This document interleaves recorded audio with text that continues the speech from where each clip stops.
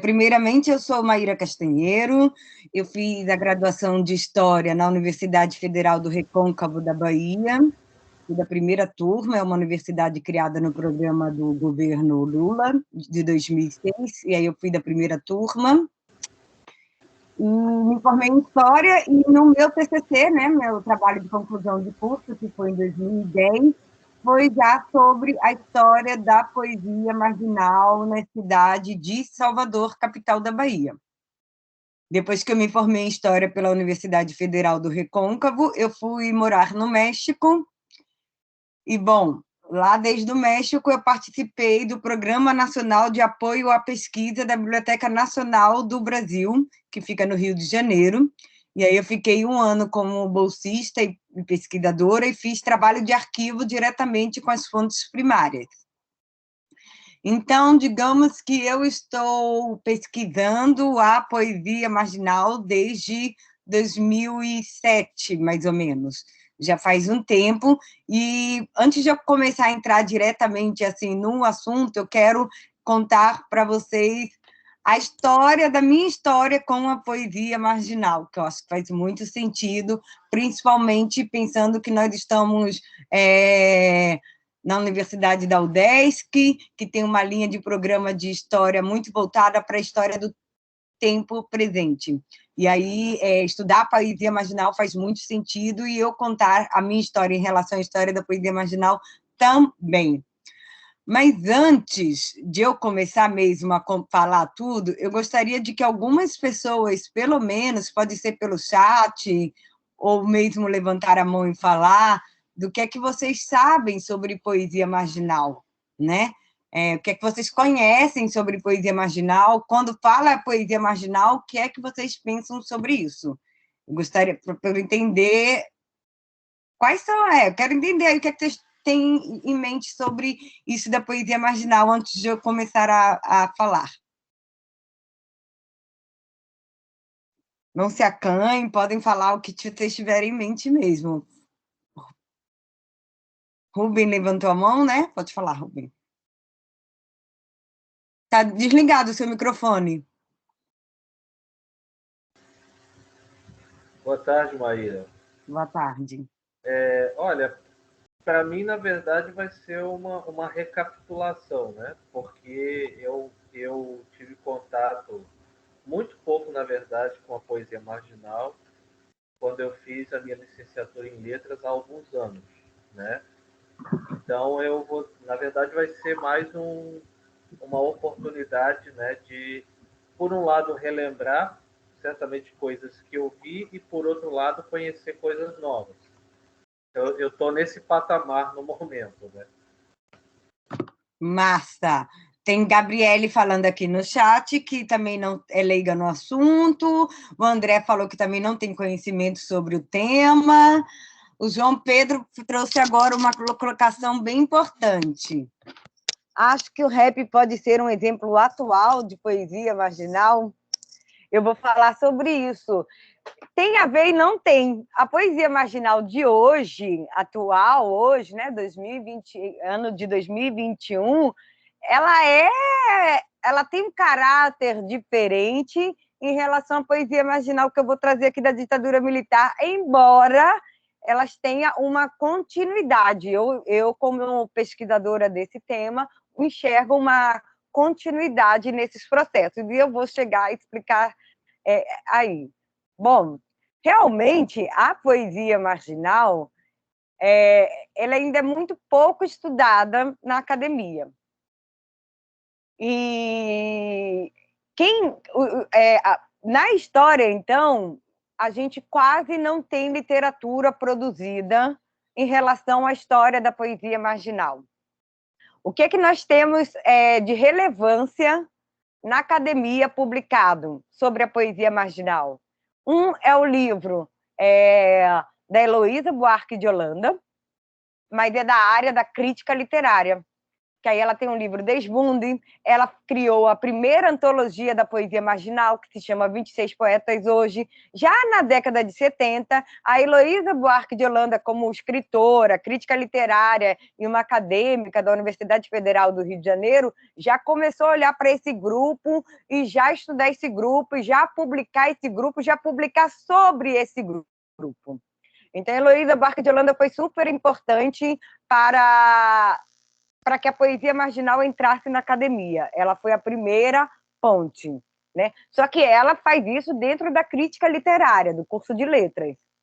E aí temos um outro trabalho muito importante, que é o do antropólogo Carlos Alberto Mercedes Pereira, que vai olhar para esse grupo já com um olhar antropológico urbano, para olhar os aspectos culturais deste grupo, que ele vai considerar como um fenômeno. E aí ele também vai publicar um importante livro sobre essa galera. Só que aí, eu estou falando, tem um olhar antropológico e o outro tem um olhar crítico-literário. Não tem um olhar de história sobre isso. Embora, obviamente, tenha aspectos da história desses grupos, mas não é um trabalho de história, né? E eles constroem esse olhar, esse argumento sobre este grupo, o fenômeno, já também a gente vai entender aqui, no momento que o grupo está atuando, no momento que a coisa está acontecendo, eles estão ali analisando, criando suas críticas e argumentos, etc. Bom, vamos então começar do começo. Vou contar para vocês por que eu resolvi estudar a poesia marginal. E aí eu vou pedir licença que eu vou ler um pequeno texto em que eu respondo isso. Em fevereiro de 2007, Salvador vivia mais uma vez, como de praxe e tradição, seu tumultuado carnaval em meio a chuvas de confete e chuvas que alagam a cidade. Na Velha Ribeira, bairro situado na Cidade Baixa de Salvador, várias casas tiveram goteira devido às chuvas incessantes. Em uma determinada casa, essas goteiras fizeram de vítima alguns livros e documentos amarelados, amassados e sujos. Tentando salvar seus preciosos documentos e livros, o poeta Zeca de Magalhães sobe ao telhado para consertar a goteira, combater o inimigo. Porém, não teve muito sucesso. Escorregou no telhado há muito molhado e caiu como o anjo que caiu do céu. Bateu a cabeça e morreu. Essa tragédia me deixou como herança alguns livros e documentos amarelos, amassados e sujos que sobreviveram às pancadas das chuvas. Tomando conhecimento do fato, o professor Dr. Antônio Liberac, também amigo do poeta falecido, me propôs pesquisar sobre o universo da poesia marginal, o qual o mesmo presenciou. Universo este que tem como personagem meus pais, alguns amigos e outros tantos poetas. Universo este em que fui parida. Aceitando a proposta do professor Dr. Antônio Liberac, resolvi, então, sob sua orientação, mexer nesses papéis amarelados e sujos que são as fontes primárias para a minha pesquisa. Elas fazem parte do meu acervo particular, que consiste basicamente em jornais, panfletos, poesia, pôsteres, poemas, fanzines, cartas, diários, fotos. Nessas fontes, podemos encontrar temas como descriminalização das drogas, legalização da maconha, repressão limitar, racismo, feminismo, políticas de esquerda, políticas de autogestão, anarquismo, pornografia, etc. Em um breve levantamento acerca dos estudos sobre a poesia marginal, pude constatar que a história pouco tem dado atenção a ela. A maioria dos estudos que encontramos é do campo da crítica literária ou da antropologia cultural, e ambos se atentam sobre os anos 70. Logo, esta pesquisa escolhe a década de 80 devido ao fato das fontes primárias corresponderem a este período. Assim como o historiador Peter Buck, acredito ser de suma importância para o historiador tentar escrever sobre a história das consequências dos grandes acontecimentos culturais, tentando ver a inserção de tudo isso na vida cotidiana em vários níveis. Este projeto tem a pretensão de compor a história cultural brasileira, inserindo a poesia marginal como uma vanguarda literária reconstruída em todo o seu processo histórico dinâmico, enfocando os cenários do Rio de Janeiro e Salvador na década de 80, uma década de transição política no país, da ditadura militar para a abertura política, uma nova democracia.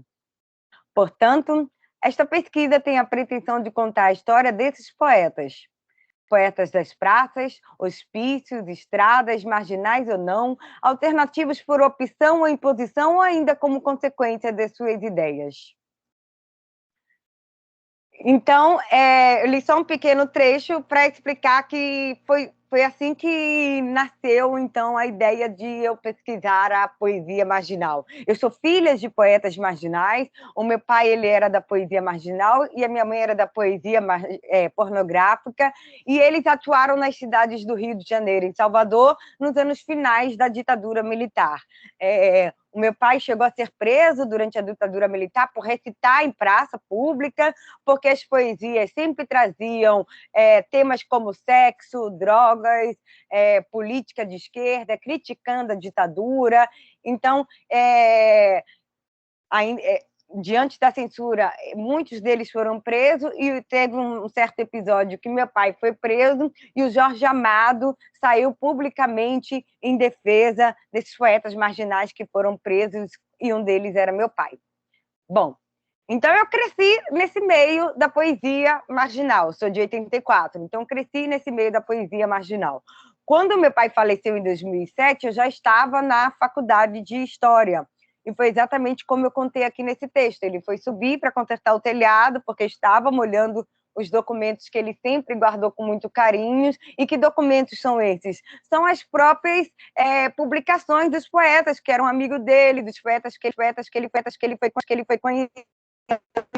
Porque como são livros autopublicados, como a Ana Lúcia falou aqui, imagino que a poesia marginal foram aqueles que saíram dos padrões mais eruditos, como a estrutura, a forma e a forma de publicar. A gente vai falar sobre isso. Como são todos livros artesanais, e eles vêm de uma época que o mimeógrafo foi um importante instrumento de reprodução, e só depois que vai vir a Xerox, mas era antes, década de 70, era muito mais forte o mimeógrafo.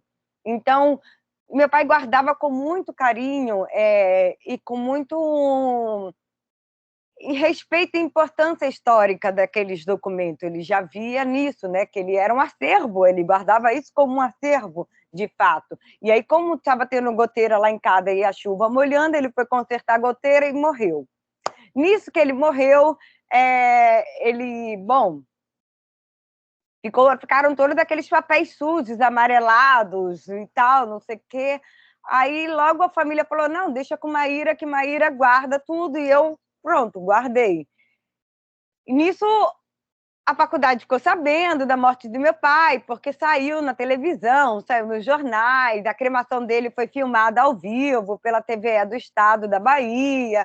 Então, assim, uma galera ficou sabendo, assim. Um dos professores, que era o doutor Antônio Liberac, que por acaso era amigo de meu pai, veio conversar comigo, falou assim, nossa, eu sou seu professor agora, que incrível e tal, não sei o quê.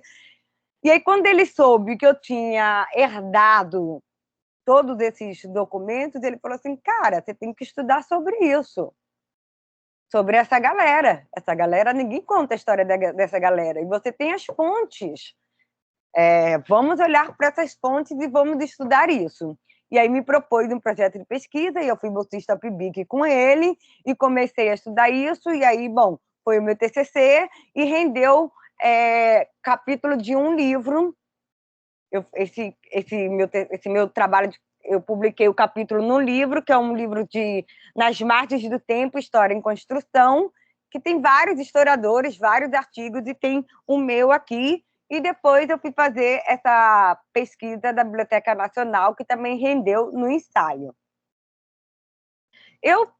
Quando o professor veio me falar, vamos olhar para isso, eu falei, mas isso é década de 70, 80, uma poesia marginal assim, eu nem gosto muito desses poetas. Poesia para mim é super difícil, nem gosto, nem acho tão bom assim, não sei se vale a pena estudar. Falei assim mesmo eu falei assim, estou guardando isso que era de meu pai, como um carinho, enfim, aquela coisa, né? O apego, foi o que sobrou dele aqui e tal. Mas não sei se vale a pena estudar isso. Aí foi que o Liberato falou assim, não, que isso? Aí já veio conversar comigo sobre a história do tempo presente, e ele falou, você não tem que fazer crítica literária, você não tem que julgar se a poesia é boa ou ruim, caramba. Você tem que ver a importância desse movimento, a importância dessa ação poética. E aí eu comecei a entender e olhar para isso dessa forma. Aí vamos lá, o que é poesia marginal, né? Então, vamos lá. O que é a poesia marginal? Aí eu vou começar aqui do que vocês já comentaram aqui pelo chat sobre fugir do padrão, do padrão erudito, com uma estrutura, forma e a forma de publicar. Então, vamos lá. Antes de falar da poesia marginal, eu quero falar da literatura beat. Vocês sabem o que é a literatura beat? A literatura beat é um movimento literário que surge nos Estados Unidos depois da Segunda Guerra Mundial. E aí é uma galera, nomes, eu vou dizer alguns nomes que talvez vocês conheçam: Jack Kerouac, Burroughs, Allen Ginsberg, enfim, são nomes assim. O que acontece com essa galera aí? Eles começam a escrever contestando a norma culta gramatical. E aí eles começam a escrever fora da academia. E aí, para onde é que eles vão escrever? Eles vão escrever nos bares, no rock and roll, no jazz, no blues. Era uma época, se a gente parar para pensar, logo depois da Segunda Guerra Mundial nos Estados Unidos, que o racismo aí era muito demarcado, apartheid mesmo, onde os brancos não frequentavam espaços de negros e vice-versa. Então, essa galera, Jack Kerouac, Allen Ginsberg, etc., eles começam a frequentar os espaços de negros, eles começam a frequentar as casas de jazz e blues, e se encantar com o som, e ter uma relação orgânica, né, com esse mundo do blues, do jazz e tal. E daí que eles vêm falar a poesia beat, porque vai vir no ritmo do jazz e do blues. Por isso que tem a ver com rap, mas daí eu vou chegar lá ainda. E aí eles começam a escrever sobre o efeito do momento. Qual que é a onda do beat? Eu vou escrever enquanto eu estou vivendo, porque eu quero lidar com a minha verdade. E eu vou usar a palavra como um instrumento de autoconhecimento, porque eu começo a entender que para eu atingir a autonomia na vida, para eu ser um ser livre, autônomo, eu preciso de autoconhecimento. E como é que eu vou me autoconhecer?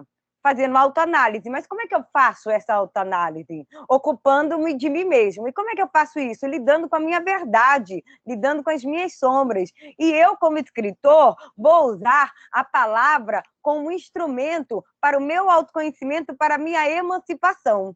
Então, vou, através da palavra, exercitar a minha verdade e lidar com a minha verdade. Então, vou escrever sobre o que eu estou vivendo e sentindo naquele momento. E dane-se se eu estou escrevendo errado, dane-se se eu não gosto do conteúdo, porque o que vale é o processo e o exercício dessa escrita de si como uma escrita criativa e curativa. E aí, eles escrevem sobre tudo que eles estão vivendo no momento. O que eles estão vivendo? Eles estão vivendo uma sociedade completamente racista, completamente repressora, completamente industrial, capitalista, patriarcal, homofóbica. Allen Ginsberg vai ser um poeta que começa a se assumir como homossexual e, por causa disso, ele vai ser internado no manicômio, porque é uma época que considera a homossexualidade como doença. E quando Allen Ginsberg é internado no manicômio, ele encontra um outro poeta chamado Carl Solomon. E quando eles se encontram, eles começam a fazer um diálogo, recitando os Irmãos Karamazov de Dostoiévski. E aí eles se encontram. E depois, Allen Ginsberg vai escrever um livro que é um poemão, que é praticamente uma odisseia, o Homero da nossa época, do século XX, que vai se chamar O Ívio, e que ele vai contar a história dessa geração. E essa geração beat vai romper com todos os paradigmas, vai ser a grande quebra de paradigmas do século XX, porque são eles que vão ser os primeiros a dizer que todo mundo tem capacidade de escrever e de se expressar. Eles vão ter uma escrita completamente anti-acadêmica, uma escrita desescolarizada. Eles vão entender que a intelectualidade pode se trabalhar na rua, pode se trabalhar num bar, pode se trabalhar numa casa de jazz, numa casa de beat, e que aí pode se construir o conhecimento. Então, eles vão viver uma vida de aventuras, vão viajar de carona, vão frequentar lugares de rock, jazz, blues, vão trabalhar, vão para as prisões, vão ser presos, vão ser bandidos, vão enfrentar a polícia, vão estar usando drogas e vão estar falando sobre tudo isso na sua literatura. Eles vão estar falando basicamente sobre sexo, drogas e rock and roll, e de como as suas experiências de vida lhe trazem sabedoria. E aí vão dizer que a sabedoria é uma ação, que a sabedoria é sempre um movimento. Então, vai ser uma literatura completamente alinhada a uma filosofia de vida. Não existe o escritor e o autor. Tipo assim, o escritor e a literatura não está separado, porque você só escreve sobre o que você vive. Então, na escrita está totalmente sua verdade. Então, a palavra é um compromisso com a sua verdade. A palavra como uma missão. E, através dessa palavra, eles vão estar denunciando toda essa realidade careta, capitalista, selvagem, patriarcal, e anunciando uma realidade possível. E anunciando que é possível todo mundo escrever e que todo mundo se publicar. Porque vão dizer também que quem é que define qualidade literária? Então, vão dar importância de você se publicar, independente da qualidade literária, porque o ato da publicação também vai construindo a sua estética, o seu conteúdo. Então, da importância de publicar, independente da qualidade. Então, eles vão estar realmente rompendo com tudo. E o movimento beat vai ser base para o movimento hippie, para o movimento de contracultura, e até para o movimento hip-hop também. Dito isso, essa galera chega no Brasil. Essa galera chega no Brasil e vai inspirar muitos escritores. E aí, na década de 60, digamos assim, no auge, né, já da ditadura militar, ali já 60, 70, no auge da ditadura militar, muitos escritores vão estar apontando uma falência do mercado editorial aqui no Brasil. E que só é publicado os grandes, os clássicos, os best-sellers, etc. E aí vai ter, assim, vários argumentos. Por que só é publicado os grandes e o best-seller e etc? As editoras vão dizer que porque a galera não compra livro, porque o público não lê, então não vou me arriscar em publicar um autor qualquer, um autor que ninguém conhece, porque não vai vender e que não sei o quê. Os leitores vão dizer assim, mas é porque o livro é caro, por isso que eu não compro, livro é caro, etc. E os escritores vão dizer o quê? Vão botar a culpa nas editoras, que não publicam os escritores novos, e vão botar a pública nos leitores que não compram os leitores novos, né? Então, vamos organizar isso aí, né? Gente, eu vou falando assim, mas se vocês tiverem qualquer coisa aí para perguntar, botem aí no chat que estou meio atenta, levanta a mão, tá bom? Senão vou ficar falando assim. E aí, o que acontece? Muitos escritores falam assim, poxa, já que as editoras não publicam a gente, e não publica por várias razões que não publicam, né? Porque a gente é desconhecido e também pelo nosso conteúdo. Então, eu vou começar a me autopublicar. E aí, muitos escritores começam a se autopublicar. E aí, vai ser uma publicação completamente artesanal e uma tiragem limitada, obviamente. A maioria vai estar utilizando um instrumento mimeógrafo. Não sei se vocês conhecem, mas eu ainda fui, quando aluna de escola pública, na década de 90 ainda se utilizava muito aqui no Brasil o mimeógrafo, né? Então, eles começam a utilizar o mimeógrafo como instrumento para as reproduções poéticas. Tá, aí agora eu já tenho o meu próprio livro que eu fiz. Onde é que eu vou vender esse livro? As livrarias também não vão aceitar eu colocar ali. E a livraria ainda tem o preço do livreiro que eles têm que ficar, não. Então eu mesmo vou vender meu livro. Aí onde é que eu vou vender o livro? Eu vou andar de bar em bar, eu vou nas praças, eu vou nas portas de teatro, portas de show, eu vou nas universidades, eu vou andar pela cidade e vou vendendo meu livro. Daí eu tenho contato direto com o leitor também. E aí, que preço que eu boto? Geralmente, esse escritor, esse poeta, ele tem um preço, né, do custo do livro lá, mas esse preço ele é muito flexível, porque ele vê com quem ele está vendendo, o lugar que ele está. Então, ele pode facilmente mudar de preço a depender do leitor que está ali com ele no momento e do lugar que ele está no momento. Então, é um preço muito flexível. E isso vai acontecendo. Aí vai dizer assim, então, poeta marginal é aquele que é responsável pela sua publicação, pela sua produção, distribuição e circulação. Isso é suficiente para ser um poeta marginal? Não. Porque ele pode ser um cara da igreja e fazer um panfleto da igreja e fazer isso. E por isso ele é um poeta marginal? Não. Porque não basta você ser responsável pelo seu processo de produção, criação, distribuição e circulação. Para ser um poeta marginal, tem que ter mais do que isso. Porque essa condição de você ser responsável pelo seu processo de produção, criação, circulação e distribuição é quase que uma sobrevivência diante das burocracias das editoras. Então, muita gente vai fazer isso e ainda faz até hoje, e não necessariamente é marginal. Então, o que faz ser o poeta marginal para além disso? Inclusive, tem um livro do poeta Glauco Matoso, que é daquela coleção Primeiros Passos, bem pequenininho, e que ele vai dizer o que é poesia marginal. É um livro que você lê assim, ó, no ônibus, indo para casa. Então, e é bem didático. Sugiro bastante ele também como biografia, tá? O poeta marginal, ele tem uma estética pornográfica. Quando eu falo uma estética pornográfica, eu não estou falando necessariamente de pornografia em relação a sexo. Eu estou falando pornográfica no sentido gráfico, no sentido da norma culta.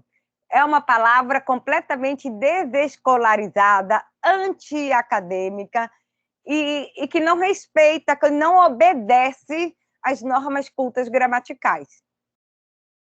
Então, eles vão estar escrevendo muito próximo de uma linguagem oral, fonética, uma linguagem muito coloquial e muito conectada com o aqui e agora. E a sua estética pornográfica, ela não obedece às métricas, às rimas, por isso considerada uma poesia marginal. É uma poesia, sobretudo, livre, uma expressão completamente livre. E é essa questão que vale, a liberdade dessa expressão. Muito mais do que o conteúdo, do que a estética, digamos assim. O que vale é o processo dessa liberdade de expressão, o exercício dessa liberdade de expressão como devir. E, além disso, de ter essa liberdade de expressão, a poesia marginal também se caracteriza por ter uma filosofia de vida, como eu descrevi os beats, alinhada à sua verdade. Uma poesia alinhada à sua verdade. A palavra é a sua verdade. A praxis está totalmente ligada ao seu discurso. Está totalmente imbricado, assim, casado mesmo, não tem distinção. E eles vão ser antissistêmicos, vão estar contestando a ditadura militar, vão estar contestando inclusive os partidos de esquerda, vão estar contestando toda essa realidade vigente. Por que eles vão estar contestando a esquerda? A poesia marginal, na sua maioria, vai ter uma tendência muito mais anarquista, porque vai ser uma galera que vai estar contestando o Estado, as instituições, o capitalismo, tudo que o anarquista contesta. E aí, como é que surge, então, essa poesia marginal? Eles começam a se autopublicar, começam a vir com essa poesia pornográfica, e nessa época isso vai ser tudo muito novo. Vai ser tão novo que vai chamar muita atenção. Quando eu fiz a minha pesquisa, aí bom, vamos lá, perguntar, eu quis fazer mais ou menos esse panorama conceitual e um pouco das influências de como isso aqui chega no Brasil e com quem chega, para agora dizer como é que pesquisa a história da poesia marginal. Tem alguns problemas para pesquisar. Como eu estava dizendo, eles que se autopublicavam. E eram publicações artesanais, e a maioria não tem registro na biblioteca, não tem ISBN, não tem ficha catalográfica, porque são produções completamente marginais, artesanais. E eles, como são responsáveis pela distribuição e circulação, logo vai ser geograficamente limitado. Então, se o poeta é lá da cidade do Rio de Janeiro, ele vai ser conhecido ali nos espaços que ele transita. Né? A gente está falando isso década de 70 e 80, né? Não tem internet, não tem celular, não tem esses meios de comunicação que nós temos hoje. Vai estar geograficamente limitado ali. O mesmo caso acontece na Bahia, etc. Aí, quando eles viajam para a cidade, acontecem alguns encontros e tal, eles acabam se conhecendo. Mas você, como um pesquisador, acaba sendo limitado geograficamente, acaba tendo essas limitações de fonte. E aí, como eu contei aqui desde o início, eu herdei essas fontes primárias. Então, as fontes primárias que eu tinha, que meu pai estava guardando, elas correspondiam a Rio de Janeiro e a Salvador. E daí eu olhei para essas fontes e fiz minha pesquisa através dessas fontes que eu tinha disponíveis. E o que eles eram? Eles eram jornais da época, panfletos e as próprias produções literárias deles, os manifestos e tudo. Primeiro que eu cataloguei todas essas fontes e passei a separar os lugares de onde essas fontes vinham, Rio de Janeiro e Salvador, quem eram os personagens que apareciam nessas histórias e do que eles estavam falando. E o mais interessante é que a poesia marginal é uma poesia, é um movimento, um fenômeno literário que vai pensar muito sobre si mesmo. Eles vão estar muito preocupados em se conceituar, em se apresentar, em se colocar e se impor através da palavra. E nós estamos numa época em que a ditadura estava em alta. Então, a ditadura tinha todos os meios de imprensa e da grande mídia sob seu controle, né? Então, a importância de estudar os poetas marginais e de ter acesso às suas fontes é entender que eles estavam escrevendo a sua própria história. Por isso que eu falei aqui, no início, que faz muito sentido estudar a história da poesia marginal com a história do tempo presente. Porque eles vão ser poetas que vão estar escrevendo sobre o aqui e agora. Porque eles são um grupo, pessoas, fenômeno literário completamente conectado com o presente. Então, eles vão estar escrevendo sobre o aqui e agora. E daí, eles estão escrevendo sobre sua própria história. Rubens Marcelino perguntou, Maíra, tendo em vista essa preocupação com a palavra, os poetas marginais também se ocupam com a metalinguagem? Totalmente, porque eles estão o tempo todo preocupados em, peraí, quem sou eu? Quem sou eu como poeta marginal? E o que eu quero com essa poesia marginal aqui? Né?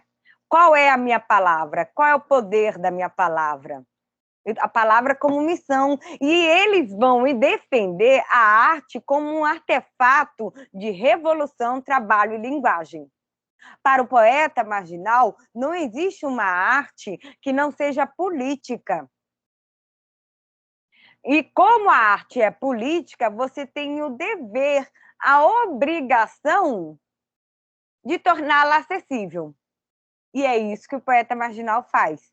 Ele torna a palavra acessível. E ele se coloca como a literatura como missão, como o messias da palavra, que através dessa palavra ele vai lá para a praça, vai recitar na hora que o povo está saindo do rush do trabalho, e vai chegar lá e vai recitar todas as suas poesias, que são de caráter completamente denunciativos, de caráter completamente combativos, contra o sistema, falando sobre racismo, machismo, feminismo, sobre drogas, sobre política. Eles vão estar lá recitando essas palavras e eles têm o objetivo de, com essas palavras, acordar o povo. O poeta marginal coloca a literatura como missão, ele se coloca como profecia, como um profeta da palavra, que eu, através da minha palavra poética marginal, vou acordar o povo para esse povo escutar essa palavra e se indignar, se revoltar e construir sua autonomia. A palavra como instrumento de autoconhecimento, de emancipação, e essa palavra vai chegar no indivíduo, vai tocar no coração do indivíduo, vai abrir a cabeça dele para ele se revoltar contra o sistema. Essa palavra vai educar o povo, essa palavra vai acordar o povo. Então, é um caráter muito profético mesmo, messiânico mesmo, que o poeta marginal tem. E hoje, agora voltando para o rap marginal, a gente pode fazer um paralelo muito grande a isso. Os slams que acontecem hoje nos centros das cidades, nas periferias da cidade, né? Que é a galera do rap, a galera do slam, a galera da poesia também, que acontece nas periferias, essa galera continua se reunindo e dando sua ideia. E eles acreditam que, através dessa ideia que eles estão dando, eles estão denunciando a realidade, estão trazendo a realidade para o povo, para que o povo tenha percepção dessa realidade e queira mudar essa realidade. Para o povo ter a percepção da realidade, entender que aquela realidade não está legal mesmo e que ele não tem que aceitar aquela realidade e mudar a realidade. Mas qual é a diferença de hoje para a época da ditadura militar? A diferença é que, na época da ditadura militar, a maioria ainda vem de uma classe média, ainda vem de uma classe média universitária. E eles circulam muitos ainda nos espaços das universidades, nos espaços das livrarias.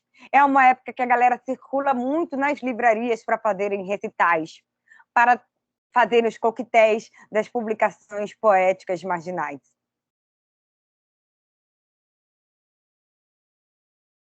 Eu preciso só pegar uma água, mas eu gostaria de ouvir um pouco de vocês para a gente conversar um pouco. Enquanto eu pego a água, que eu estou morrendo de sede. Enquanto eu pego a água e volto aqui para vocês me darem um feedback aí do que vocês estão entendendo e quais são as questões que estão vindo para vocês. Oi, professora, vamos aguardar.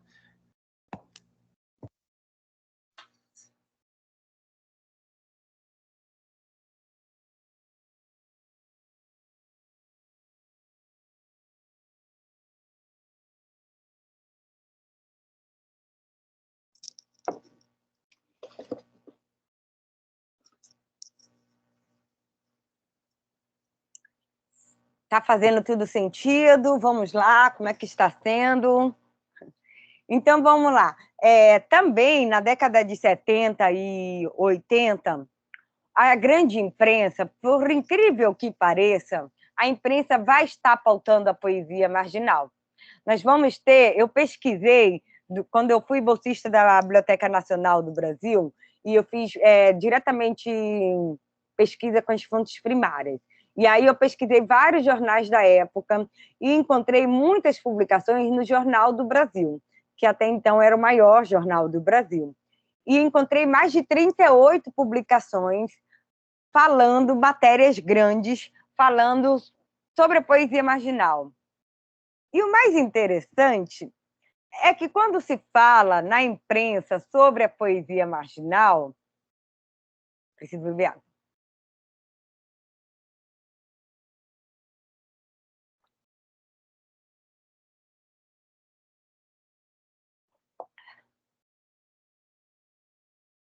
Mais interessante, quando se fala na imprensa sobre poesia marginal, sempre é muito mais um debate sobre as práticas cotidianas dessa galera. Por quê? Vamos voltar para a literatura beat, para a galera de contracultura lá dos Estados Unidos.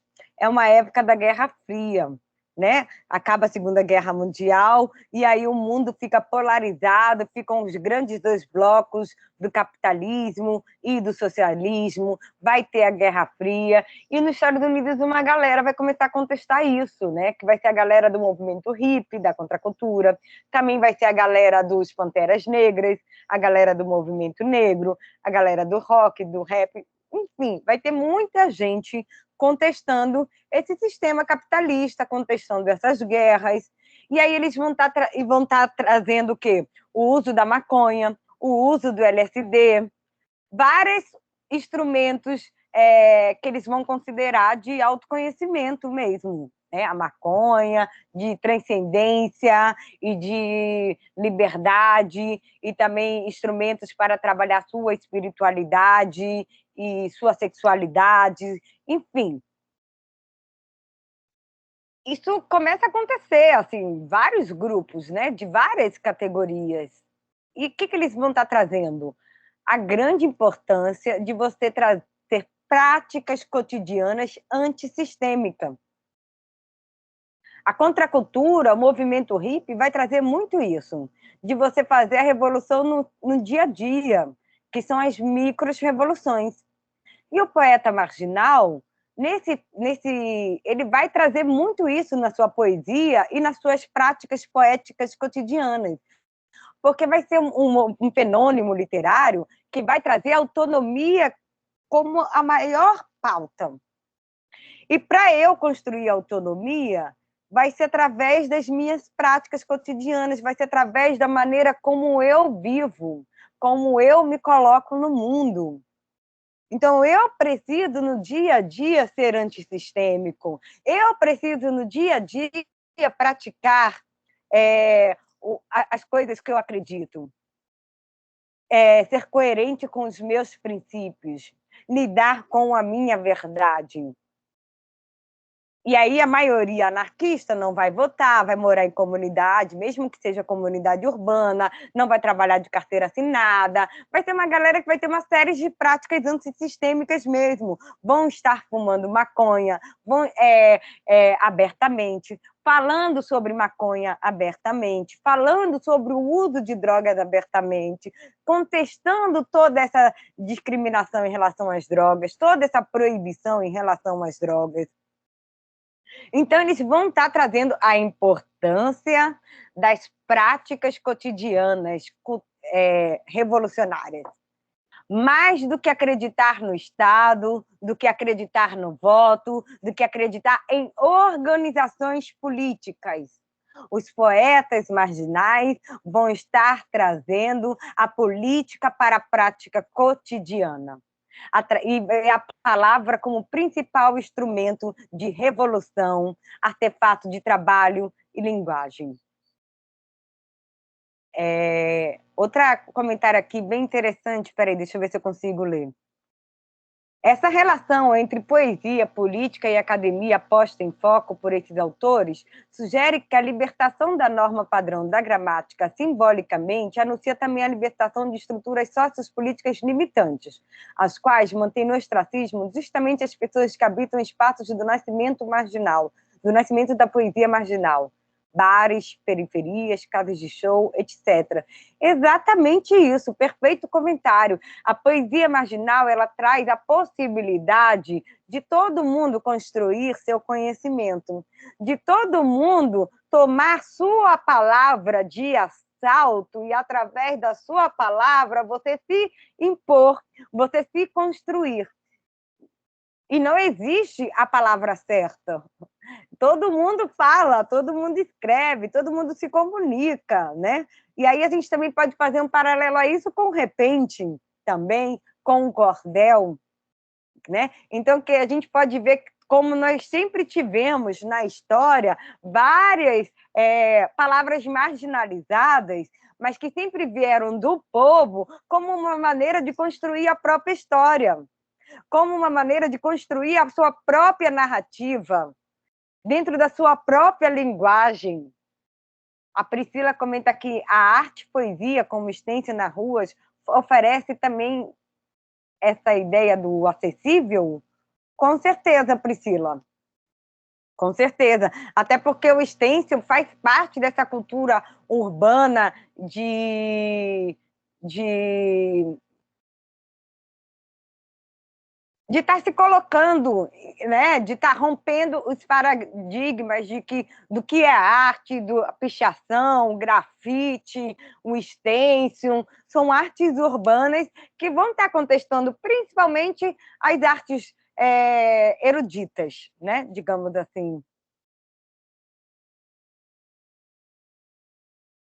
E aí, mais alguém tem mais alguma coisa para falar? Seria interessante ouvir vocês aqui, que eu estou falando há mais de 40 minutos, e seria interessante ouvir vocês. Ler vocês podem comentar aí no chat. Ana Lúcia pergunta: de que forma o movimento tropicalista se relacionou com o movimento da poesia marginal aqui? Ótima pergunta. Inclusive, nesses jornais que eu que eu pesquisei, em que a galera... Voltando ali, para pegar esse gancho da pergunta da Ana Lúcia, eu estava dizendo que durante os anos 70 e 80, a grande imprensa, quando pautava a poesia marginal, falava muito mais sobre essas práticas políticas cotidianas desse fenômeno literário do que da poesia em si. Pouco se fala, na real, sobre a poesia em si, sobre a qualidade como uma crítica literária, etc. Fala-se muito mais dessas suas práticas culturais, políticas culturais cotidianas. E aí, nessa tentativa de entender quem é a poesia marginal, muitos críticos literários, inclusive os próprios atores da poesia marginal, os próprios poetas marginais, vão estar entendendo a poesia marginal como uma continuidade do movimento modernista de 22 e do movimento tropicalista. E aí nós vamos ter também, digamos assim, uma disputa de narrativas com o poema Processo. Porque o que vai acontecer? O movimento modernista de 22, com a antropofagia, já vai trazer a arte, a palavra para a formação humana, né? Para a formação humana, para a formação do brasileiro, e de estar trazendo sempre a arte do povo, uma arte não erudita, e o tropicalismo também vai estar trazendo isso. E todos eles estão sempre contestando o Estado, sempre contestando as normas, sempre contestando as regras, e sempre trazendo a questão do presente, do aqui e agora. Se você parar para pensar, o movimento de 22, eles estão falando sobre o que eles estão vivendo, pintando, desenhando, escrevendo, manifestando. O mesmo acontece com o tropicalismo e o mesmo vai acontecer com a poesia marginal. A galera está se expressando sobre o que eles estão vivendo através da arte, e todos colocando a arte como um grande instrumento de revolução. A arte como um grande instrumento de revolução, e de que a arte para traduzir a realidade vigente e para anunciar uma realidade possível, né? Ela tem ao mesmo tempo, ela faz isso ao mesmo tempo que eu estou denunciando o Estado, estou denunciando a censura, eu estou também trazendo uma realidade possível que não é essa. E aí eu estou usando o desbunde, né? Como a Heloísa Buarque de Holanda vai trazer, o que é esse desbunde, né, que tem totalmente ligação direta com o tropicalismo, que é totalmente essa expressão da contracultura brasileira. O que é essa contracultura brasileira?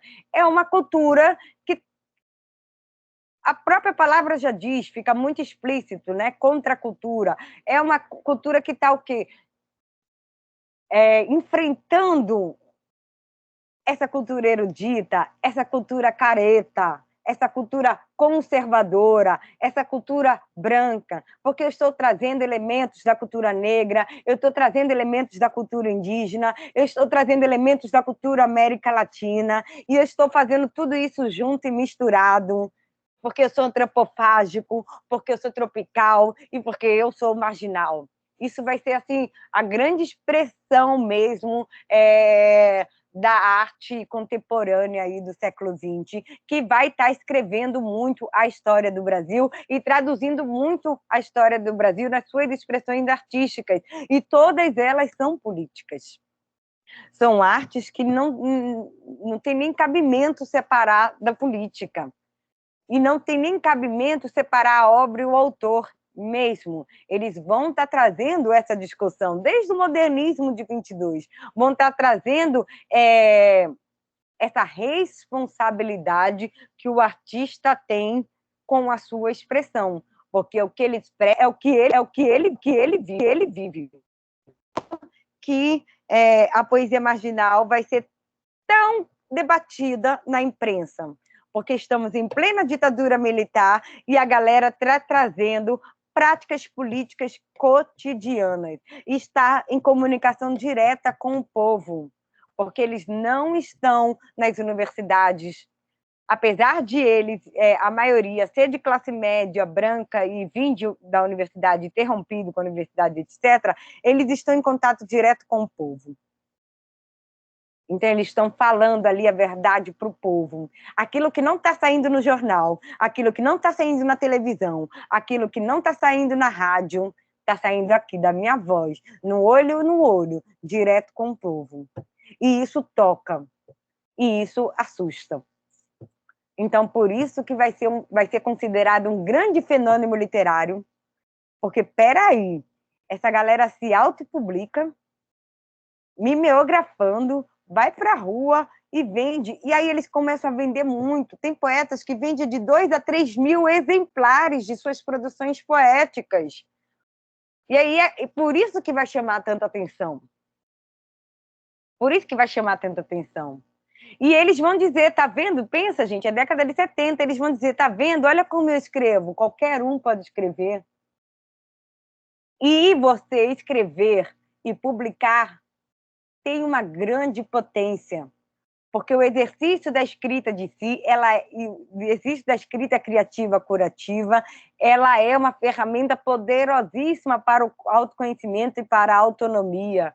Por isso que os poetas marginais vão defender que todo mundo faça esse exercício e vão trazer a possibilidade real, isso para todo mundo. Todo mundo pode escrever, ler, todo mundo pode escrever sobre o que vive e sente, todo mundo tem uma história para contar. Não vai estar importando essa qualidade literária, não existe esse crivo da qualidade literária para os poetas marginais, porque importa muito mais a verdade que está ali, importa muito mais o processo.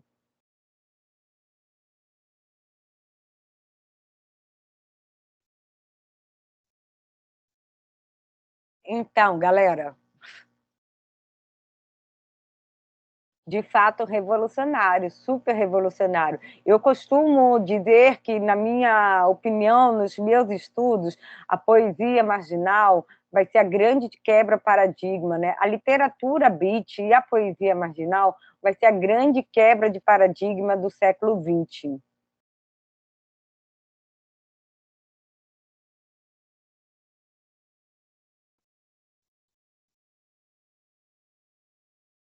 porque vai trazer a possibilidade dessa palavra, né, antiacadêmica, antiacadêmica, desescolarizada, e que você pode se publicar, e etc., né?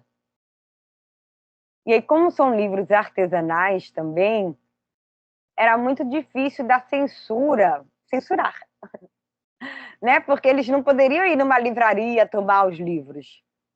Eles não podiam tirar lá da biblioteca, tirar o registro, tirar da ficha catalográfica. Então, era muito difícil para a ditadura censurar a poesia marginal. Por isso que ela chamou também tanta atenção da imprensa, e por isso que ela foi tão debatida na imprensa. Maíra, algum tema que sobressai ou aparece com mais frequência entre os poetas marginais? Eu diria que a maioria está falando mais, né, entre as suas poesias mesmo, eles falam muito da liberdade do corpo, da liberdade do sexo e da liberdade sobre sexo e drogas. Fala-se muito sobre sexo e drogas. E sem tabu mesmo. Então, vai ter muitas mulheres poetas, e a gente pensar isso na década de 70 tem uma importância enorme, falando mesmo, xoxota, xereca, vagina, pica. Então, eles vão estar falando muito esses palavrões, digamos assim. Vão estar falando muito de maconha, de cocaína, de que eles usam drogas, sim. E vão estar, sim, além de sexo e drogas, o tema que mais aparece, como eu disse, é questionar o próprio poeta marginal, a própria poesia marginal. Que poeta eu sou? O que é que eu estou fazendo aqui? Qual é a importância dessa palavra poética? Metalinguagem pura.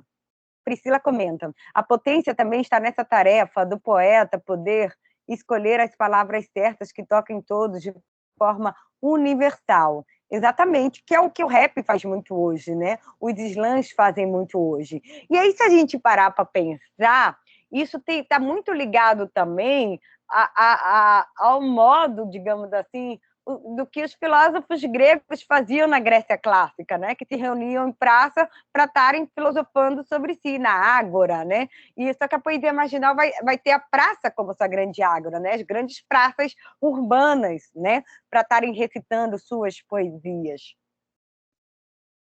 E usando essa palavra como um instrumento de cuidado de si mesmo, assim, né? Porque é um exercício mesmo. E a importância desse exercício é fundamental para a poesia marginal. E aí, por que estudar eles? Me respondem aí, agora vocês. Por que estudar a poesia marginal? Qual a importância da poesia marginal para a história do Brasil? Depois de tudo que eu falei aqui, eu quero ver... vamos lá, isso aqui é um mini curso, não é palestra, não é conferência. Então, a gente está fazendo online, virtual, já tem todas as limitações aí, mas vamos, que eu estou aqui para jogar conversa dentro, né? Vocês estão com tempo? Então, vamos lá. Diante de tudo que eu falei, que importância vocês enxergam de estudar a poesia marginal na história do Brasil? Que importância tem isso na história? Por que estudar isso na história?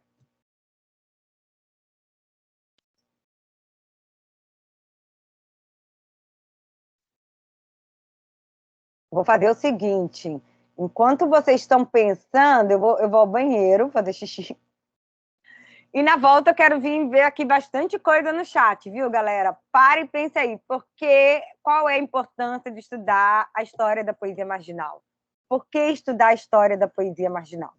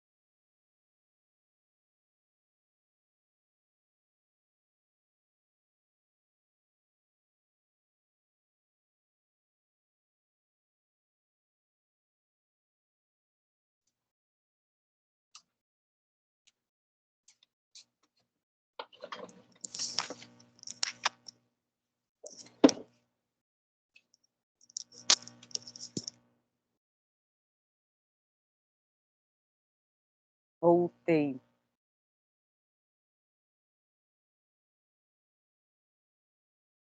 Olha, André Vinícius fez um comentário muito interessante. É uma quebra no domínio das grandes editoras. São agentes da resistência que escapam àquele padrão mais divulgado e estudado pela academia.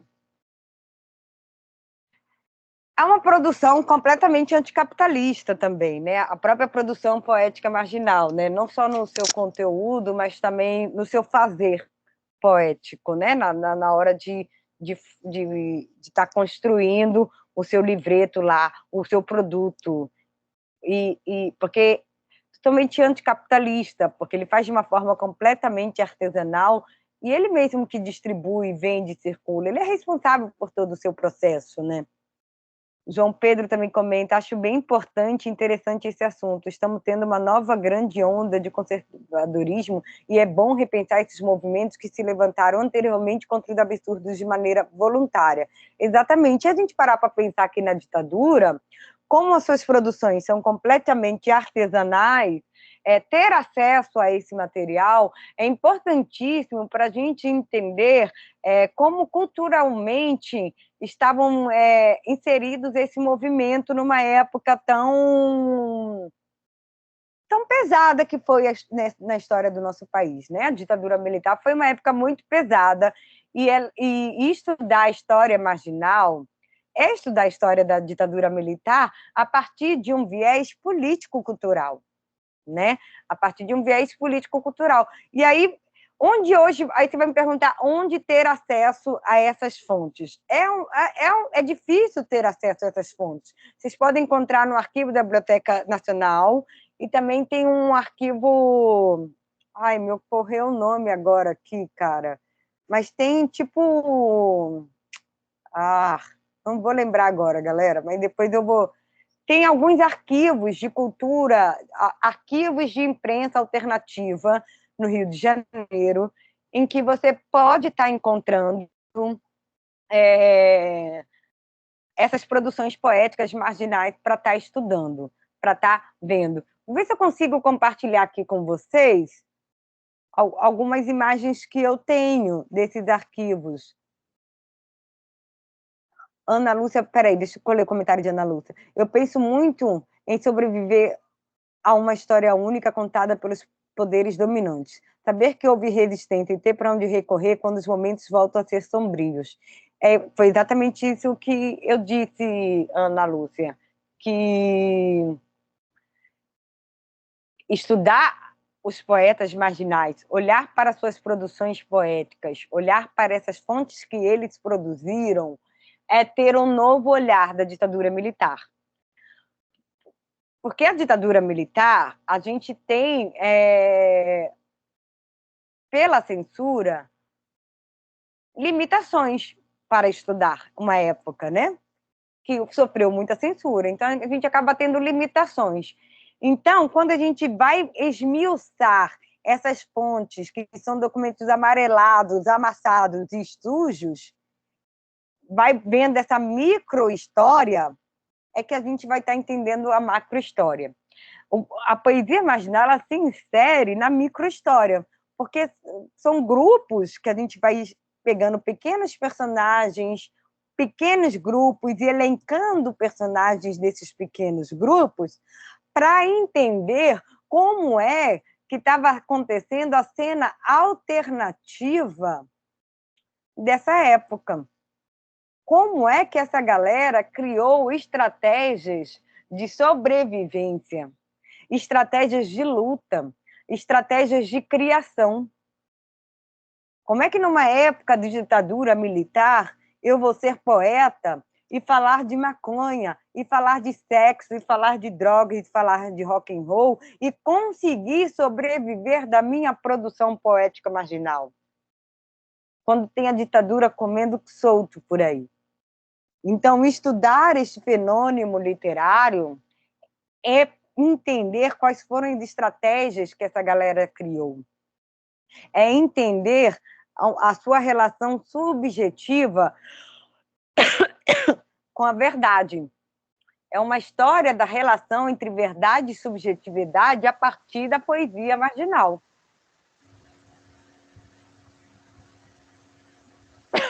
Peraí, que tem um comentário bem interessante aqui.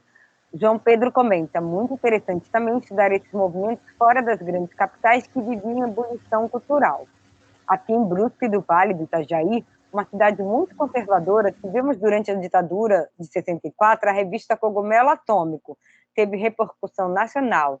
Legal pensar como você pode se rebelar de qualquer lugar, com certeza, e entender que são personagens que estão construindo a própria história, né? São personagens que estão construindo a história do tempo presente, que estão usando a palavra para criar suas narrativas. E quando você está usando a palavra para criar sua narrativa, o ato de você estar construindo uma narrativa, você já está fazendo uma história diferente.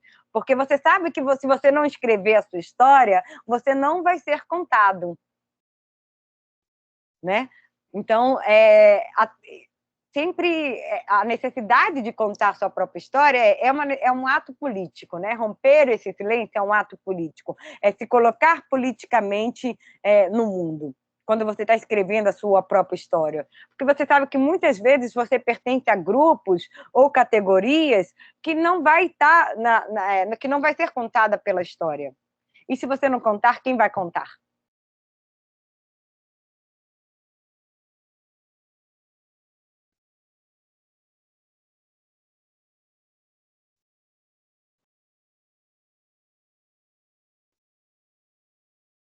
Vamos lá.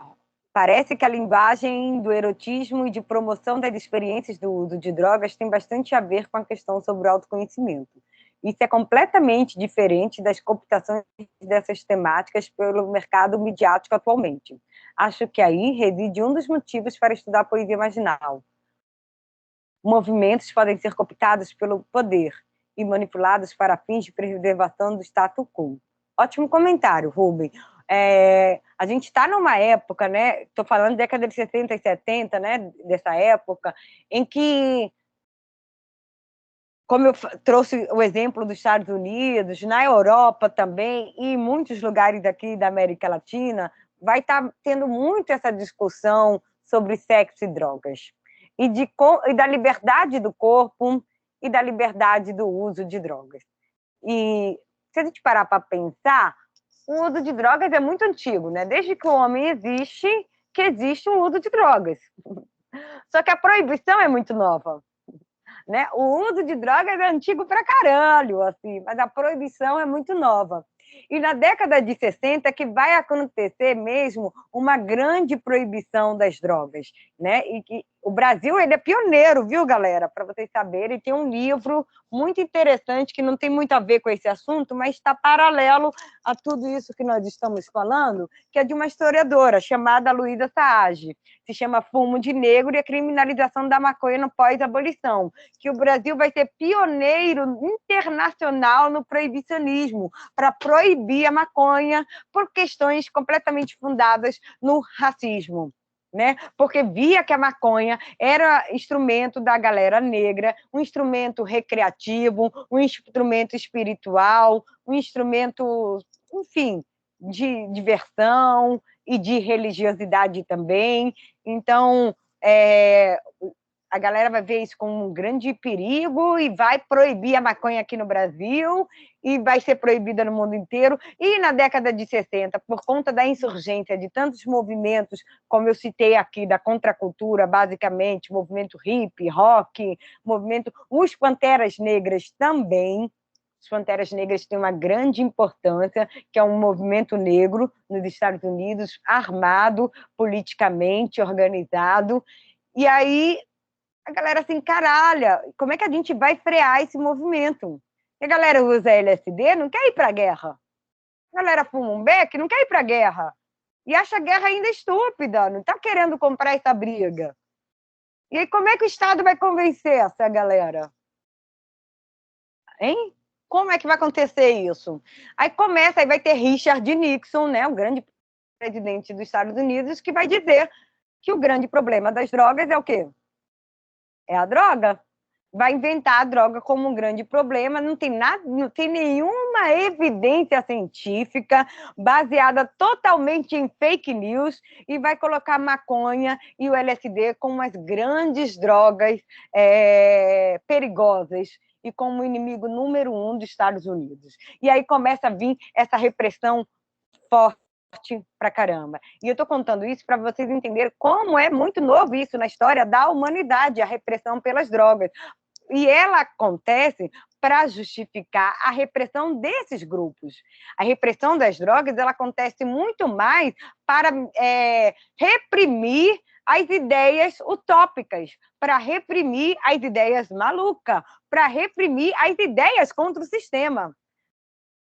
A guerra às drogas é mais para isso. E, obviamente, que vai ser direcionado à população negra, periférica, jovem. Porque está surgindo hip-hop, grafite, stencil, breaking, poesia. A galera da favela, da periferia, do subúrbio está criando pra caramba. E eles têm muita noção da realidade, eles têm muito conhecimento, eles têm muita potência. A gente vai deixar essa galera dominar? Vai deixar os Black Powers dominar? A gente precisa acabar com essa galera. Como a gente vai acabar com essa galera? Com a guerra às drogas. Então, a guerra às drogas ela vem muito por isso. E aí, tanto no Brasil quanto nos Estados Unidos, esses movimentos da literatura, da poesia marginal e dos beats vão estar denunciando muito isso. E por isso que as drogas e o sexo vai ser uma pauta tão importante para eles, né? Vão estar falando o tempo todo disso. Porque ver como as drogas são instrumentos de autoconhecimento, de espiritualidade, de diversão, de conhecimento. Já que nós estamos aqui no minicurso, será que teria como eu compartilhar um pequeno vídeo? É possível isso? A gente está com tempo ainda aqui, né? Eu acho que é um vídeo que super iria agregar ao nosso assunto todo de hoje aqui. É possível? Oi. Eu sou o André, monitor. É possível sim. Não tem do lado do microfone uma setinha para cima, num quadradinho branco? Sim, sim. Aperta ali e vai aparecer a opção para você compartilhar sua tela. Massa, entendi.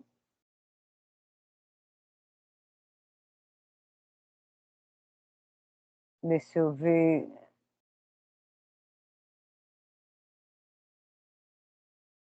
Tá LSD na caixa d'água da Scotland Yard, lá, a fina flor da inteligência malévola do planeta despirocando. E eu voltando. Que porra é essa? Hoje eu quero entrar na guerra às drogas, para entender que a guerra às drogas tem raízes muito mais profundas na discussão do que está acontecendo no mundo do que simplesmente a guerra às drogas tal qual a gente conhece. Eu estava andando em Londres, um dia, domingo, e eu vi um cartaz, um jornal do Sunday Mirror, que dizia assim, cristianismo, : uma ressaca do culto ao cogumelo. Eu falei, caralho, que porra é essa? Comprei a porra do jornal. Era uma série de matérias em torno do lançamento de um livro, que era O Cogumelo Sagrado e a Cruz.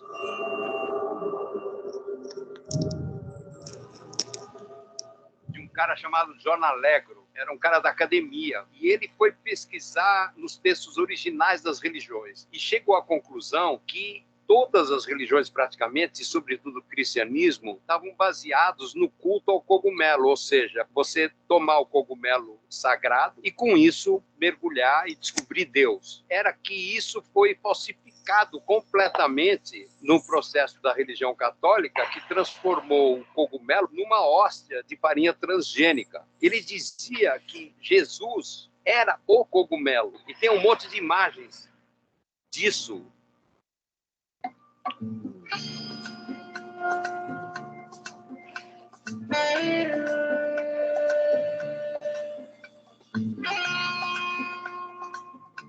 Isso aí é uma doideira pura. Tem vários livros a respeito disso. Não só a história do Allegro, mas a história do cogumelo, que mergulha num monte de possibilidades e, obviamente, numa linguagem mais moderna, mais na fronteira da realidade, o Timothy Leary. Eu vou começar a contar a história do Timothy Leary.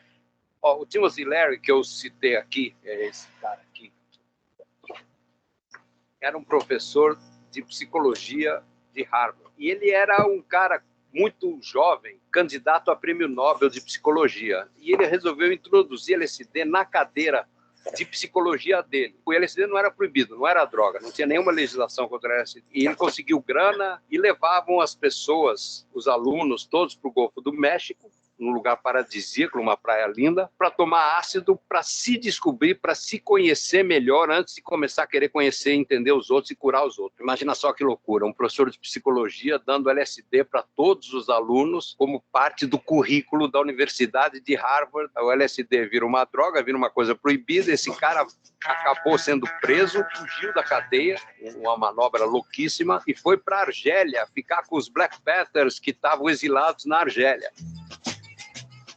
Trucking, got my chips cashed in, keep trucking, like the Doodah Man. Isso interferiu de uma forma profunda em transformar os caras que estavam pensando isso, sobretudo os caras da academia que estavam pensando isso, como que esses caras viram inimigos públicos muito rapidamente. O Timothy Leary foi o inimigo público número 1 dos Estados Unidos. A Angela Davis foi inimiga número 1 dos Estados Unidos, Angela Davis, que fez parte desse movimento aqui, que não tem, na verdade, nada a ver diretamente com as drogas, mas é paralelo a um momento onde fumar maconha era fundamental para você transgredir. Os Black Panthers começam a se organizar e trazer de volta a possibilidade da cultura negra, do conhecimento negro e da filosofia africana ser revalidada através de uma coisa marcante, que era a cor da pele, representando todo um jeito de pensar o mundo que tinha sido destruído. Eles trabalharam muito com a ideia da importância da autoestima do negro. Não cortar o cabelo era uma forma de transgredir aquela estética careta americana que continua lá. Olha para os caras, os repórteres da Fox News, são todos caretíssimos. O cabelinho do João Dória é o exemplo ainda até hoje da caretice. E que o projeto era embranquecer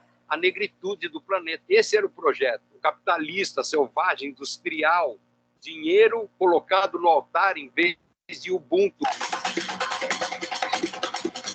Ubuntu é uma coisa africana, é o conhecimento, é a liberdade, é a generosidade que une a África negra inteira. Era esse processo generoso de consciência coletiva. E uma das coisas que mata a África é levar a economia como padrão de avaliação se um país vai bem ou se um país vai mal, porque a África se fudeu e os índios brasileiros se fuderam, porque eles não vão bem economicamente, eles vão bem espiritualmente, eles vão bem de um outro jeito, não tem porra nenhuma a ver com o processo industrial. Quando a cultura branca chega na África, ela chega com duas imposições imperialistas terríveis. Uma é o alfabeto, que a cultura negra não tinha escrita, tinham sabedorias profundas transmitidas oralmente. O alfabeto é uma das formas profundas de tirania, tanto na África como nas Américas. Quando o alfabeto chega, as pessoas não ficam alfabetizadas, elas viram analfabetas. Então, a primeira imposição imperialista, capitalista,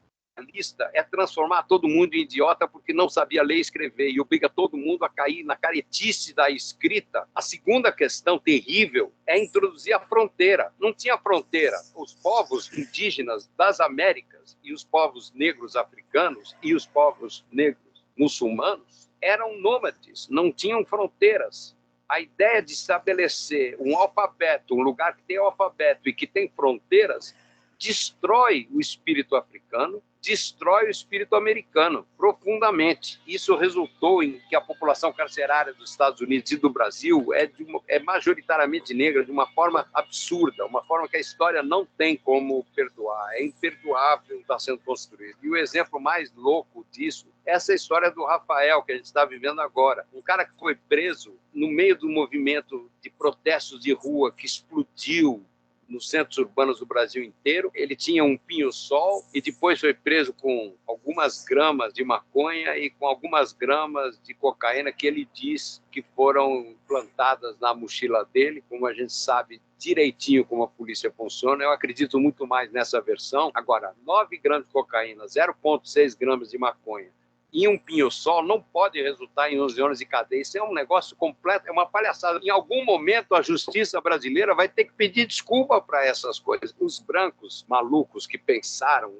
coisas doidas, foram discriminados individualmente, e alguns viraram inimigo público número 1. Com os negros, a história foi muito diferente. Foram massificadamente eliminados da possibilidade de conhecer, de ocupar os espaços que tinham que ocupar, de ser cidadãos plenos e tudo mais. As ideias malucas é que foram dinamitadas em nome da droga, e construindo a droga como a grande doença do século, como disse o Nixon. E aí a gente bota o Nixon lá. America's public enemy number one in the United States is drug abuse.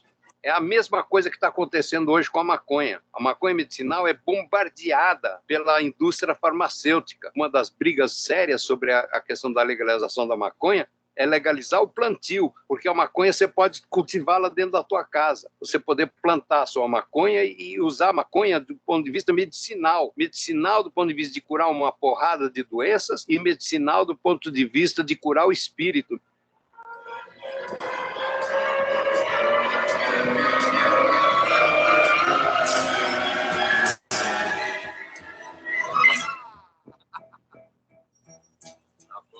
Na verdade, a guerra às drogas viabilizaram Pablo Escobar. Ele entrou numa, já é guerra à droga, então vamos embora. E entrou na porra da guerra. Viabilizou, na verdade, o traficante na construção do tráfico de droga e da droga colocada como mercadoria capitalista. Transformou uma coisa que era totalmente do bem numa coisa do mal total. É claro que droga tem problema. É claro que overdoses existem. Esse momento de guerra às drogas, ele vira uma guerra ao pensamento libertário mais maluco e contra o pensamento que vem de baixo para cima, que era a possibilidade da cultura negra se impor.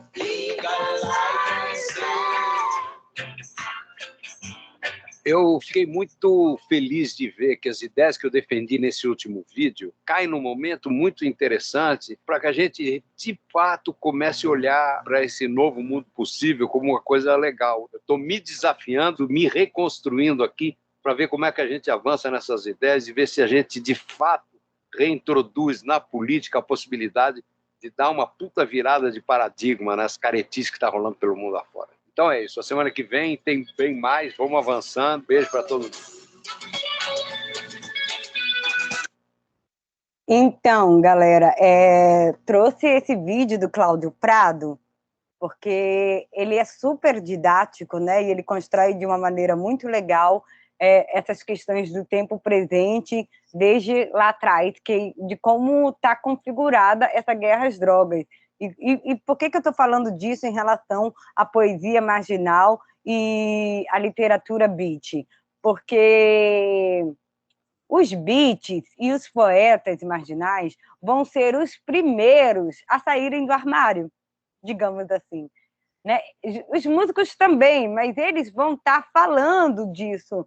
Olha, eu estou cheirando cocaína e estou escrevendo, eu estou escrevendo fumando maconha, eu estou escrevendo usando LSD, estou escrevendo usando fetamina, e vão estar trazendo isso não no lugar da derrota, da dependência química, como a grande mídia mostra, mas como instrumento de autoconhecimento, de que aquilo dali está sendo também instrumento para a minha intelectualidade, né? Tem esse livro aqui do Júlio.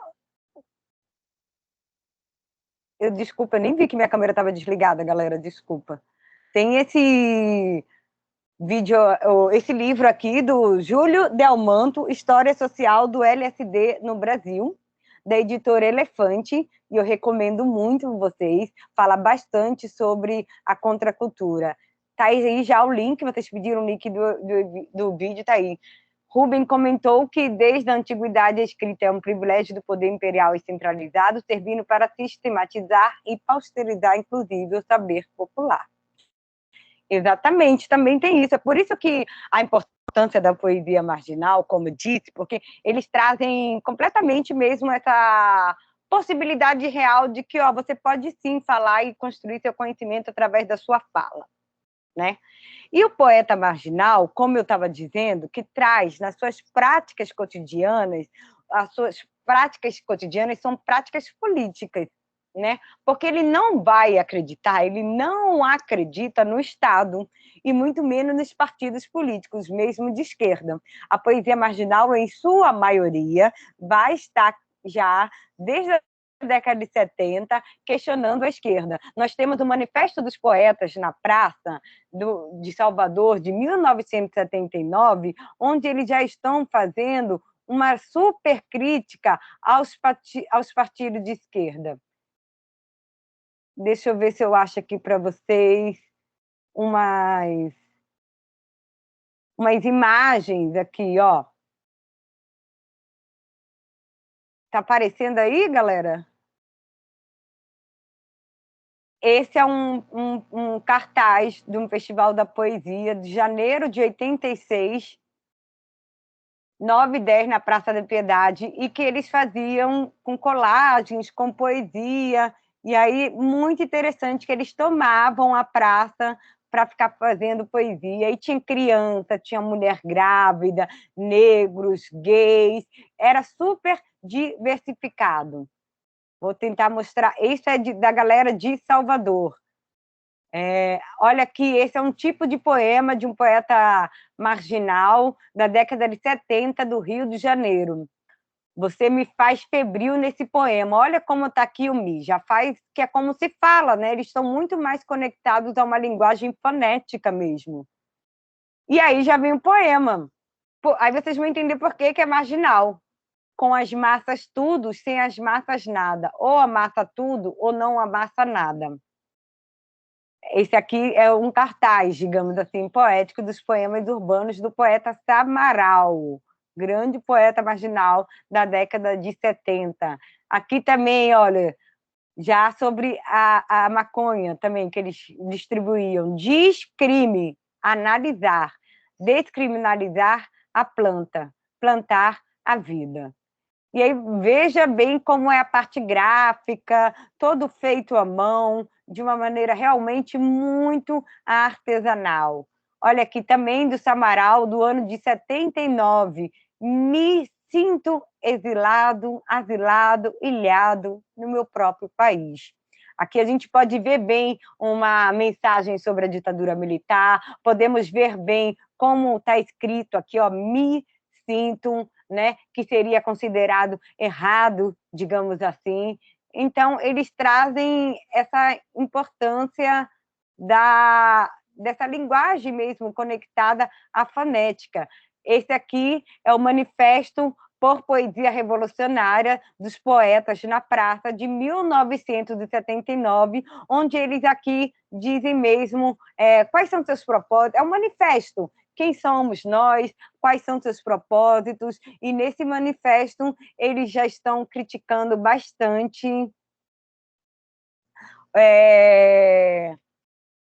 o Partido dos Trabalhadores, o PT. Eles fazem uma dura crítica ao PT por considerar os partidos de esquerda ainda muito ligados aos modelos burgueses, né? E de não ter uma crítica direta ao sistema, ao Estado. Porque a poesia marginal ela é anarquista na sua palavra, ela é anarquista na sua estética, ela é anarquista na sua produção, ela é anarquista nas suas práticas políticas cotidianas. Então, por isso vai ser considerado muito radical.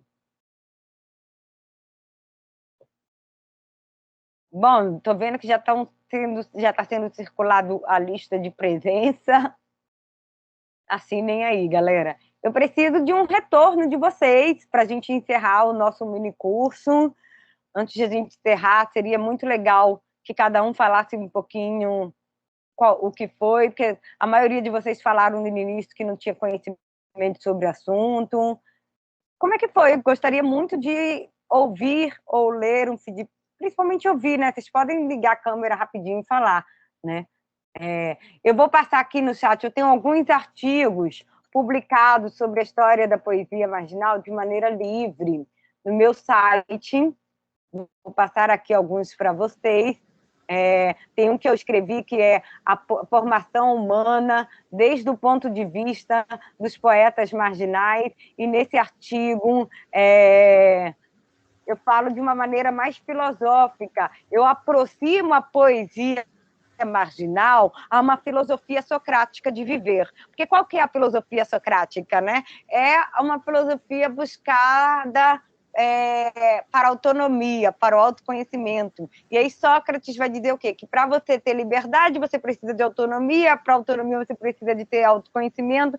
Como é que você vai adquirir o autoconhecimento? Ocupando-se de si mesmo, cuidando-se de si mesmo, ocupar-se verdadeiramente de si. Inclusive, tem um poeta, né, Fernando Pessoa, que ele tem vários heterônimos, e um deles, que é Alberto Caeiro, vai dizer assim: o mal do mundo vem de nos preocuparmos uns com os outros. E isso dialoga muito com o cuidado de si socrático, né? Porque se todo mundo cuidar de si, se todo mundo ocupar-se verdadeiramente de si, todo mundo está se cuidando. E só que qual é a diferença? Por que eu relaciono isso com a poesia marginal? Porque ambos, tanto a poesia marginal como a filosofia de Sócrates, vão estar completamente alinhados a uma praxis pedagógica, né? A palavra como uma missão, a palavra como instrumento mesmo de autoconhecimento. E nessa praxis pedagógica é que eu vou estar o tempo todo construindo e me desconstruindo. O André pergunta aqui: esse movimento tem algum diálogo com os movimentos socialistas ou comunistas? Muito tem, mas é de um embate, é de uma crítica radical, porque eles exigem, o poeta marginal e a literatura beat, eles estão muito mais avançados nos debates de sexo e drogas e nas práticas cotidianas. Então, eles vão exigir e vão criticar da galera socialista, comunista, dos partidos de esquerdas mesmo, essa radicalidade. Fala assim, peraí, você ainda está nessa. Como assim você não está falando de aborto, não está falando de legalização da maconha? Vamos lembrar, década de 60 e 70, os partidos de esquerda, em sua maioria, não bancavam essa pauta. E, historicamente, os partidos de esquerda sempre foram repressores com os anarquistas. Então, é sempre um diálogo cobrando e atacando. Quais seriam os expoentes do movimento hoje? Slam, funk, consciente? Peraí. Eu não tinha conhecimento das raízes do movimento como ele chegou aqui. Sim, porque eu fiz esse traço desde o movimento beat, né? Porque eu acho que para mim é uma influência completamente direta e principal. A poesia marginal de hoje é realmente uma poesia muito mais periférica, ao contrário da década de 70, que não é tanto assim como eu falei aqui. E hoje ela se concentra muito mais, quando a gente fala em poesia marginal hoje, a gente já entende como uma poesia periférica, né? Vamos lá, tem mais gente presente aí. Vamos lá, falando mais aí. Quero ouvir mais a opinião de vocês sobre tudo que vocês ouviram aqui hoje.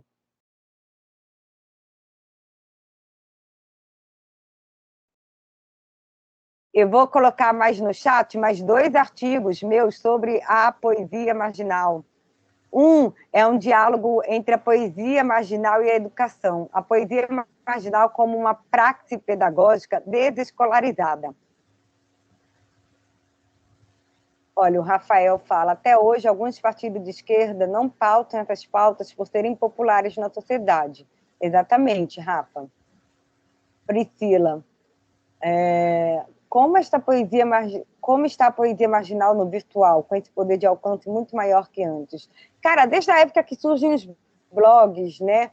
Então, hoje, a internet, ela traz esse alcance, né? De ser publicado e de ser visto e ter mais alcance, né? Dos blogs, hoje do Instagram, Twitter, Facebook.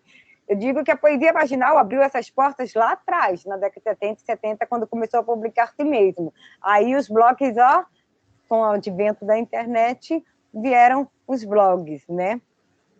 Tem um outro artigo que eu estou compartilhando aqui com vocês no chat, que é a poesia marginal, que é uma análise que eu faço desse manifesto que eu mostrei aqui a vocês, que é o Por Poesia Revolucionária, o Manifesto dos Poetas na Praça, que foi um movimento que aconteceu de 79 a 88, e acontece até hoje, de certa forma, na capital da Bahia, Salvador.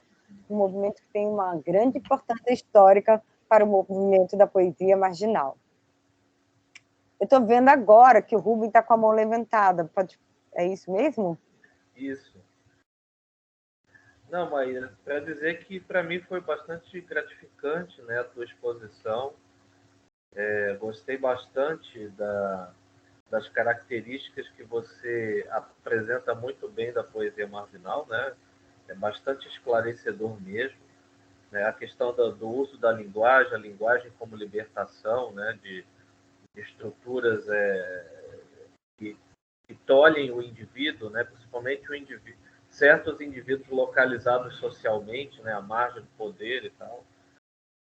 Então, para mim, foi uma descoberta, assim, bem e muito bem apresentada, né? Parabéns, gostei muito. Muito obrigada. Gente, é tão importante a gente ouvir esse retorno. Acho que todo mundo gosta, né? Quando faz uma apresentação assim, é importante a gente ter um retorno, né? Achei legal a tua contextualização também, né? Mostrando como a poesia marginal se insere nesses movimentos contra a cultura, né? E como é que ela realmente coopera para essa resistência, né, de parte da população, ou de uma parte expressiva da população, a estruturas mesmo, né, de dominação política e econômica, e que, infelizmente, também por meio da palavra, vem ganhando atualmente bastante força, né? E em cima do popular, inclusive, em muitos casos. Exatamente. A palavra é um grande instrumento de poder, né? Seja ela falada, seja ela escrita. Nós somos uns seres dotados de linguagem, né? Então, o ser humano é muito conversação, né? A gente mantém as nossas culturas através das conversações. E isso tem um neurobiólogo chileno que explica muito, chamado Humberto Maturana, que ele vai explicar bastante como o ser humano mantém suas culturas e constrói ou destrói suas culturas através das conversações. E a palavra, ela é poderosíssima, tanto na religião, quanto na política, quanto na arte. Enfim, ela sempre teve esse grande poder, né? Também no misticismo. É a nossa fala, é a nossa maior expressão, a gente como ser dotado de linguagem. E é isso que a poesia marginal vai dizer, né? Por isso que ela é uma poética tão alinhada com a sua fonética, porque tem que fazer sentido, e o sentido tem que vir daqui de dentro. E o que é que vem de dentro é o nosso som mesmo. E ela traz essa possibilidade. O cordel e o repente também fazem isso, né? Então, é muito legal e importante a gente entender como esses grupos atuam e a importância política deles através dessa palavra. O Gabriel está comentando aqui, muito importante esse minicurso, eu não conhecia poesia marginal, foi muito claro e rico, obrigado, Maíra. E justamente isso que eu falo, como ele é muito novo ainda na história. Diria que eu sou uma das poucas autoras no Brasil que tem alguma publicação sobre eles. Porque tem dificuldade das fontes, mas também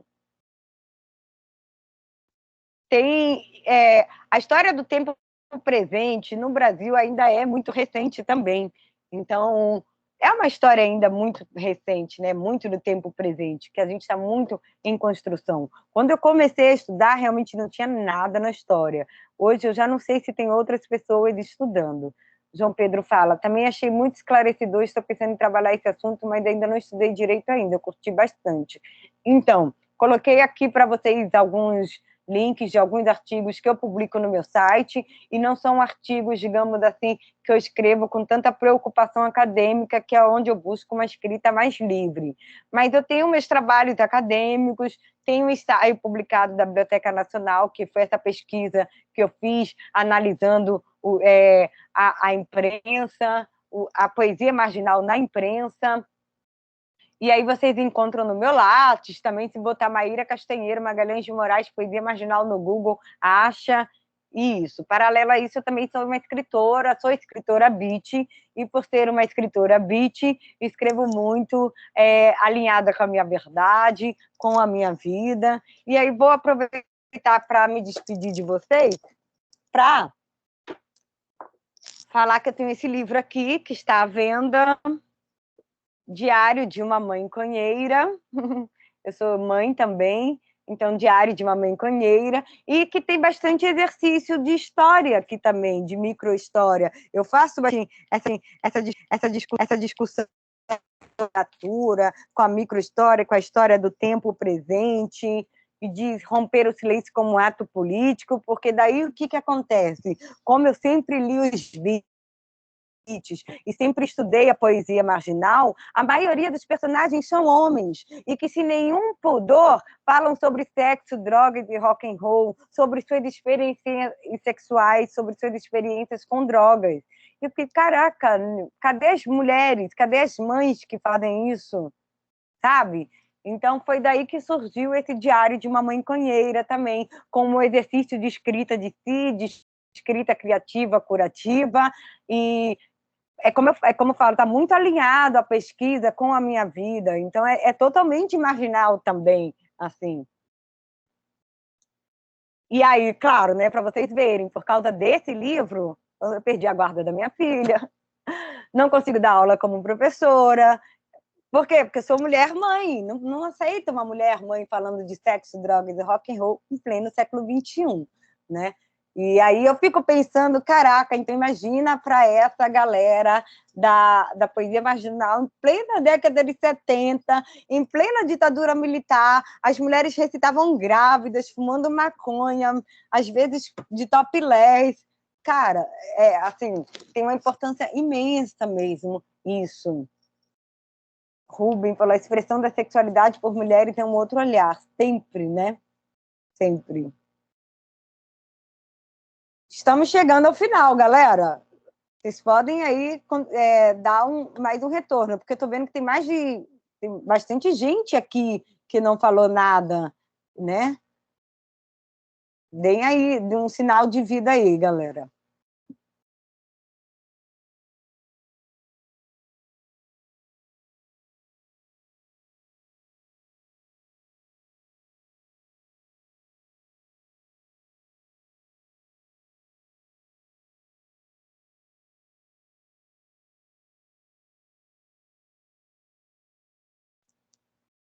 Professor, uma vez eu vi uma exposição do Ratos Bastard nos Estados Unidos, muito paralela à contracultura, e tinha todas essas temáticas.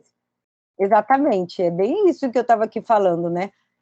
Deu para vocês entenderem, né, como se estuda a poesia marginal, quais são as fontes, quem é a poesia marginal, quem foram eles, em que contexto surgiram, qual a importância.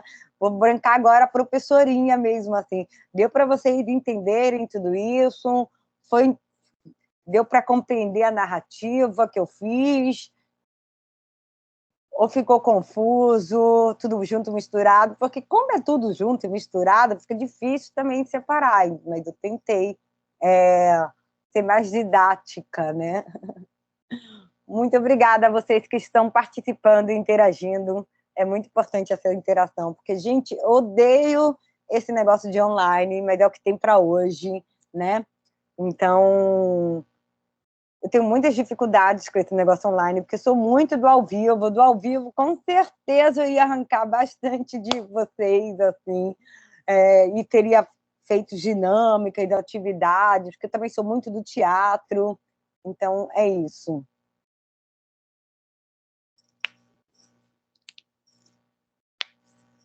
Então, eu acho que a gente pode ir encerrando por aqui, né? Muito obrigada a todo mundo que interagiu. Alguém quer mais falar alguma coisa? Fale agora ou cale-se para sempre.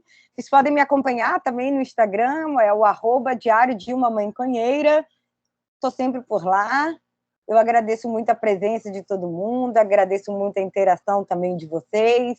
Foi muito o exercício também de estar falando sobre a pesquisa é importante, sobre esse tema é importante, porque quando a gente fala, a gente vai criando o nosso entendimento, né? A gente elabora os processos e vai criando o nosso entendimento. Então, sempre aprendo muito também nesse exercício da fala. Muito legal também esse exercício da fala, ainda que seja virtual. Muito legal.